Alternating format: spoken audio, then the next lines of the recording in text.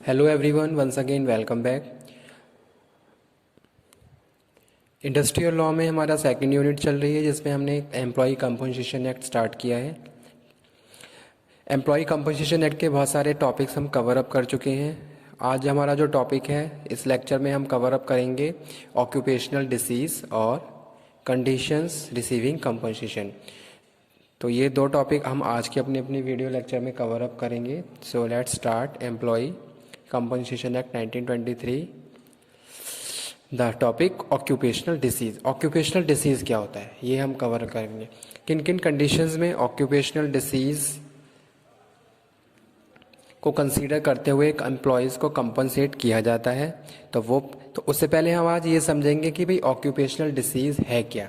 ठीक है, तो डिसीज़ तो जैसे हमें पता ही है डिसीज़ क्या है। अब यहाँ पे हम बात कर रहे हैं किसी भी ऑर्गेनाइजेशन की, ठीक, और एम्प्लॉयज़ की, कि भाई एम्प्लॉय ऑर्गेनाइजेशन में काम कर रहे हैं तो उन्हें कंपनसेट करना है, किन कंडीशंस में कंपनसेट करना है और कौन कौन से डिसीज़ हैं जिसकी वजह से कंपनसेट किया जाता है। और जो भी डिसीज़ है उसको हम ऑक्यूपेशनल डिसीज़ में यहाँ पे कंफर्म कर रहे हैं। ठीक है, तो यहाँ पे ऑक्यूपेशनल डिसीज़ में हम बात कर रहे हैं workers employ in certain occupation.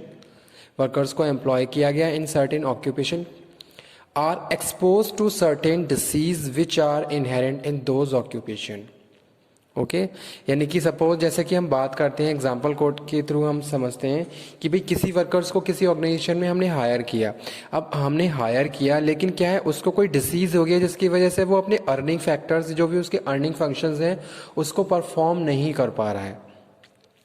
Okay, तो उसको यहाँ पे हम बात कह रहे हैं कि भाई worker employ in certain occupation are expose to certain disease which are inherent in those occupations. Okay, these are infection due to contamination. उसको कोई इन्फेक्शन हो गया है जिसकी वजह से वो क्या है, अपने जो अर्निंग फंक्शंस है उनको परफॉर्म नहीं कर पा रहा है। ठीक है, तो पहली चीज क्या है, इन्फेक्शन। भाई वर्कर को कोई भी हेल्थ इश्यू हुई, कोई भी इन्फेक्शन हुआ, in that case you have to consider his her case and take a proper follow up also. तो आप क्या करेंगे, इस सिचुएशंस को फॉर्मली लेंगे, इनफॉर्मली कैजुअल बिहेव नहीं करेंगे अगर वर्कर को कोई भी इन्फेक्शन हो रहा है। ठीक है, इंफ्रारेड रेडिएशन, अगर इस तरह के कोई भी आपके ऑर्गेनाइजेशन कोई भी फैक्ट्री में वर्कर काम कर रहा है, वहाँ पे कुछ भी प्रोसेसिंग चल रही है, ठीक है, आप कोई प्रोडक्ट प्रोड्यूस कर रहे हो या कुछ अदर कोई मैन्युफैक्चरिंग वर्क चल रहा है, तो वहाँ पे भी हम बात कर रहे हैं किसकी, इंफ्रारेड रेडिएशन की। This is also consider in occupational disease. Third one, skin disease. कोई आपको स्किन इन्फेक्शन हो गया, जैसे कि ज़्यादा चांसेस कहाँ होते हैं, केमिकल इंडस्ट्रीज़ में और लेदर प्रोसेसिंग यूनिट। ठीक है, जो केमिकल प्रोसेसिंग यूनिट होती हैं या फिर लेदर प्रोसेसिंग यूनिट होती हैं, तो यहाँ पे बहुत ज़्यादा चांसेस रहते हैं किसके, स्किन डिसीज़ के, कि वर्कर्स को कोई स्किन की कोई प्रॉब्लम तो नहीं हो रही है या कोई उसको कोई रैशेज, इस टाइप की कोई भी स्किन डिसीज़ हो सकती है। तो वहाँ पे क्या है, उसको हम ऑक्यूपेशनल डिसीज़ बोलते हैं in the language of law और factory act 19 employ compensation act 1923। ठीक है, तो उसको हम क्या बोलेंगे, ऑक्यूपेशनल डिसीज़। यानी कि आप क्या कर रहे हो, ऑक्यूपेशनल, यानी कि कोई भी जो आप किसी भी वर्कर किसी फैक्ट्री में काम कर रहा है, तो ड्यूरिंग एम्प्लॉयमेंट उसके साथ कोई भी प्रॉब्लम हो रही है, चाहे उसको कोई मेजर डिसीज़ हो गया, चाहे कोई उसको टेम्परेरी स्किन प्रॉब्लम हो गई, तो ये सारी चीज़ें किस में आती हैं, ऑक्यूपेशनल डिसीज़ में आती हैं। कोई उसको इन्फेक्शन हो गया। नेक्स्ट यहाँ पे हम बात कर रहे हैं hearing impairment cause by noise. कोई ऐसी यूनिट जहाँ बहुत ज़्यादा आवाज़ हो रही है, मशीनों की बहुत तेज़ आवाज़ हो रही है, जिसकी वजह से उसके कानों में प्रॉब्लम हो गई, यानी कि उसके हियरिंग, उसकी जो पावर है वो कम हो रही है। ठीक है, या फिर वो सफ़र कर रहा है, या फिर कुछ और अदर कोई डिसीज़ हो गया ईयर में उसके, या कोई प्रॉब्लम हो गई, जैसे आपने देखा होगा बहुत सारी प्रॉब्लम्स होती हैं। कुछ भी प्रॉब्लम हो रही है तो उसको हम ऑक्यूपेशनल डिसीज़ में काउंट करते हैं। ठीक है, तो हियरिंग प्रॉब्लम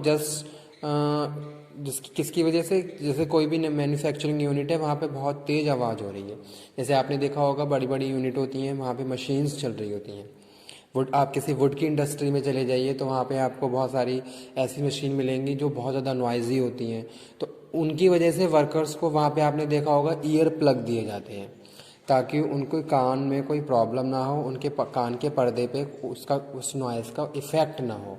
ठीक है, तो इस तरीके से प्रोटेक्टिव इक्विपमेंट दिए जाते हैं वर्कर्स को। लेकिन उसके बावजूद अगर कोई भी ऐसा केस सामने आता है कि वर्कर को कोई डिसीज़ हो गया तो उसको हम ऑक्यूपेशनल डिसीज़ में डिस्काउंट करते हैं। ठीक है, तो वही चीज़ यहाँ पे लिखी हुई है, hearing impairment cause by noise. Next लिखा हुआ है lung cancer cause bye asbestos dust. ठीक है, तो यहाँ पे हम बात कर रहे हैं किसकी, कि भाई कोई फेफड़ों, कोई कैंसर की बीमारी हो गई। जैसे अब यहाँ पे मैं एग्जांपल कोट करता हूँ कि पॉलिश एरिया में बहुत सारे फ्यूम्स उड़ते हैं। आपने देखा होगा जैसे मेटल है या ब्रास है, इसको रब किया जाता है, जब इसको हम पॉलिश रब करते हैं तो उसकी पॉलिश उड़ती है, तो यानी कि वो हवा में फ्यूम्स उसके बहुत सारे स्प्रेड हो जाते हैं और वो हम जो सांस लेते हैं तो हमारे सांस के साथ वो सारे फ्यूम्स अंदर जाते हैं जो हमारे फेफड़ों पे क्या है बहुत ज़्यादा इफ़ेक्ट करते हैं। तो अगर किसी वर्कर के साथ कोई ऐसा इंसिडेंट हो गया कि भाई उसको कैंसर हो गया तो वो भी यहाँ पे ऑक्यूपेशनल डिसीज़ में ही काउंट किया जाएगा। तो इसीलिए यहाँ पे लिखा गया है lung cancer cause by dust, disease due to effect of heat. ठीक है, अब अगर जैसे सपोज कहीं कहीं ओवन फैक्ट्री में क्या है, जैसे अभी मैंने एग्जांपल कोट किया था कि भाई वुड इंडस्ट्री है, कोई वुड की फैक्ट्री है। अब जब वुड की फैक्ट्री होगी तो वुड को केमिकल के द्वारा ट्रीट भी किया जाएगा। ठीक है, और जो गीली लकड़ी होती है उसको सुखाया भी जाता है, तो वहाँ पे हम ओवन की बात कर रहे हैं।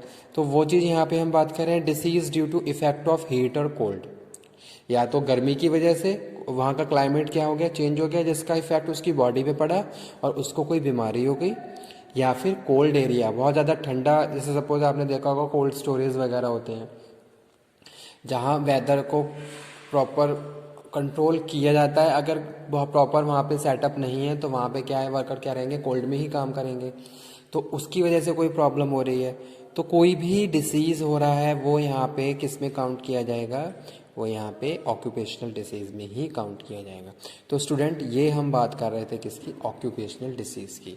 यानी कि during employment if worker is facing any problem that problem consider as a occupational disease under compensation act 1923।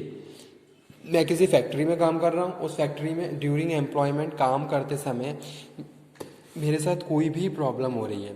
ठीक है, जैसे कि मुझे कोई इन्फेक्शन हो गया, मेरे गले में प्रॉब्लम हो गई, इन्फेक्शन हो गया, या फिर मुझे कोई स्किन प्रॉब्लम हो गई, केमिकल मेरे हाथों पे गिर गया, केमिकल की वजह से मेरी पूरी स्किन क्या हो गई, जल गई या फिर इन्फेक्टेड हो गई, या फिर लेदर कोई भी इस तरीके की प्रोसेसिंग यूनिट है जहाँ पे क्या है स्किन इन्फेक्शन के चांसेस ज़्यादा हैं, तो वो भी ऑक्यूपेशनल डिसीज़ में काउंट होता है।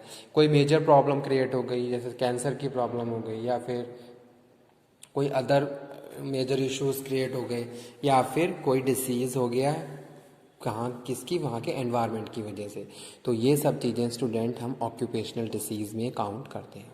ठीक है, अब इन ऑक्यूपेशनल डिसीज़ की वजह से वर्कर्स को क्या है फिर कंपनसेट किया जाता है। ये सारी प्रॉब्लम कंडीशंस के हिसाब से अगर हो रही हैं, in that case employer must be liable to compensate their workers. ठीक है, अब ये कंडीशंस कौन कौन सी होती हैं ये देख लेते हैं, इनको एक बार हम डिस्कस कर लेते हैं। Conditions receiving compensation, first one is workman must have been engaged in the business of employer.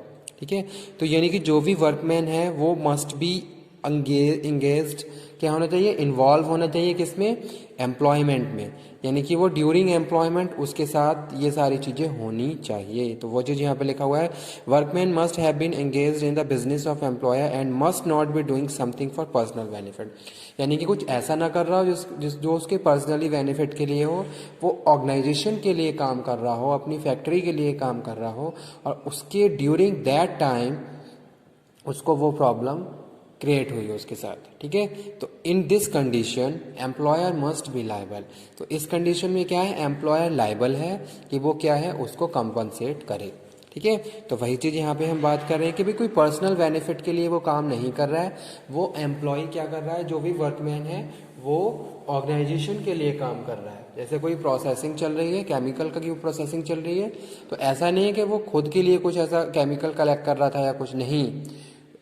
Chemical यानी कि जो भी प्रोसेसिंग चल रही है, जो भी प्रोसेस चल रहा है, उसमें वो इन्वॉल्व था और ड्यूरिंग इन्वॉल्वमेंट उसके साथ कोई भी ट्रेजेडी हुई या कोई भी इंसिडेंट हुआ, तो उस केस में employer must be liable to compensate. Okay. Second condition is accident on work place.